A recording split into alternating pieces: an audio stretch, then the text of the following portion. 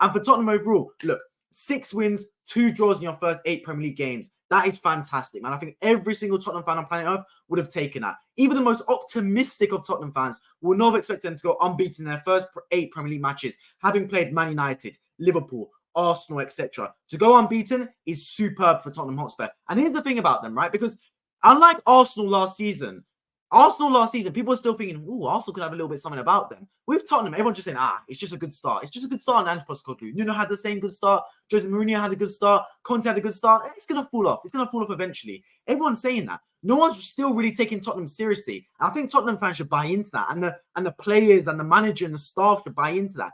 Embrace the underdog mentality. Embrace the inferior complex that the media and the mainstream media and obviously like the other outlets are giving you. Embrace that, because trust me, when the pressure hits you, it can get very hard. You just have to ask Arsenal last season. We were doing really well. And as soon as the pressure hit us, as soon as Sky Sports showed the graphic race for the title in April and May, Arsenal started to fall off. So I think if you're Tottenham Hotspur, keep going, man. Obviously, try to avoid injuries. It will help that you're not playing any European football.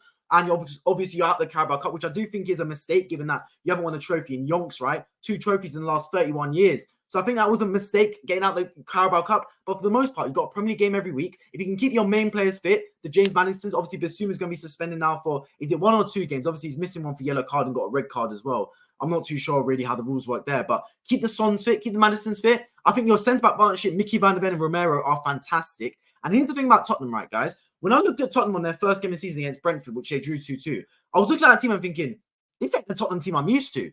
Like, it's like they've had a complete overhaul in one transfer window. Their keepers changed from Hugo Lloris. Obviously, got Vicario now, who's looked really good in his first 7-8 games for the club. You're looking at, of course, the right back, Pedro Porro. Obviously, he was there last season, but only for like half a season, so he doesn't really count. Destiny Udogie's brand new. Mickey van der Ven's brand new. Romero's only been there for 2 seasons or so. You then look at the midfield. Bissouma's basically a new signing because Conte refused to play him. Pape Sarr, he's come to himself. He's been a fantastic player for them this season. Pape Sarr's really turned it around, man. I thought when they first signed him, he looked a little bit off it. Now, obviously, he's a young player. He's still only 21 years old. So when I looked at him when he first played for Tottenham, I was thinking, yeah, he's looking a little bit off the pace for the Premier League. But to start this season, him and Bissouma next to each other have been the 2 best midfield partnership in the Premier League for me so far. Been fantastic. You look at Arsenal, haven't really nailed down a midfield partnership. Is Havertz playing? Is Vieira playing? Are they waiting for Partey to get back? You look at Man City. Rodri's been out suspended for a few games. You look at Liverpool. Is it Endo that's playing? Is it McAllister that's playing? You look at Man United. Does Casemiro, Bruno plays it? Mount, is it Ericsson? You don't know. Whereas with Tottenham, it's consistent. It's Sarr, Bissouma and Maddison. They're the only team really, alongside probably Newcastle, but even they're rotating, where they've got a standard and set midfield 3. And that helps, man. Trust me, guys. Consistency in terms of selection helps you 100%. I think Tottenham have found that. Ange Postecoglou has found that. And then you look going forward. They've lost Harry Kane, and many thought it'd be the end of the world for Tottenham. But I said at that time, look, losing Harry Kane obviously is a big miss. You're missing 20, 30 goals a season. But what all that means is, right, you got every other player's got to step up 10% more. And I think that helped Tottenham. Low-key, I said, look, losing Harry Kane, obviously no one wants to lose your star player, of course. But now it becomes the Tottenham show rather than the Harry Kane show. Because whenever Tottenham played with Harry Kane, it'd be the Harry Kane show, and then Son would be like his Robin. It'd be Batman, Robin, Kane and Son, and a bunch of just like, you know, the butlers, wherever the butler is in Batman. I can't remember his name. But do you know what I mean? Whereas now with Harry Kane gone, it's like Tottenham have got a team again. It's like they're the Avengers again. Son chips in, Maddison chips in. You got Richarlison from left. Kulusevski's coming to his own again. So I think for Tottenham Hotspur, right, embrace the fact that no one's really taking you seriously. Take that going forward. I think you still need to face a real big test. Because even when you played Arsenal, they were missing a left winger. Rice was off the pitch for half the game, etc. No Partey. So you still got to think, all right, Arsenal were a little bit short-handed there.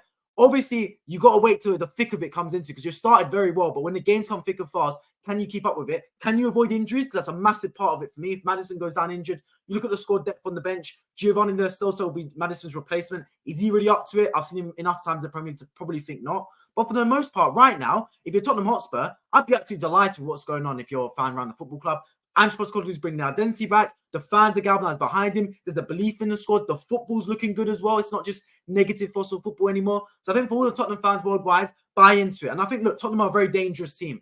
Very dangerous team. No one wants to play Tottenham, trust me, guys, because they've got a really good balance to their squad. And look, I don't think Tottenham are going to win the Premier League this season. I think they can go for an FA Cup potentially. But I think for the most part, the best thing for Tottenham Hotspur is there's belief around the squad. And there's a football team that the fans want to watch play every week. There's a football team that the fans are willing to spend money on playing. Because it got to a part where I've lived in North London my whole life. Right? I'm not a Tottenham fan. I'm an Arsenal fan. But I've lived in North London my whole life. I've got enough Tottenham fans. And it got to a period under Conte and Mourinho and Nuno Espirito Santo, especially under Conte last season, halfway through the year, where many Spurs fans, for me, they were thinking, I've got a season ticket, but I don't really want to go to the games. I'm just going because I have a season ticket. I haven't got that hunger to watch Tottenham play. I haven't got that, yes, my team's playing on the weekend. Let's go watch us play. You kind of felt disconnected with the football club. And I felt it as an Arsenal fan. The back end of Wenger, the Unai Emery era. I felt it as an Arsenal fan when you feel disconnected with your football club. I think Ange Postecoglou, in such a short space of time, I think the biggest credit for him is he's brought back that love for the fans towards Tottenham Hotspur. And so I think for him, he deserves a heap of credit for that. And I'll give him 100% credit for that one. So yeah, Spurs, exciting team to watch. Dangerous team as well to play against. And they keep on cooking, man. They keep striving. And the sky's the limit for them right now, man. The sky's the limit. Keep everyone fit. And who knows what you can achieve this season long.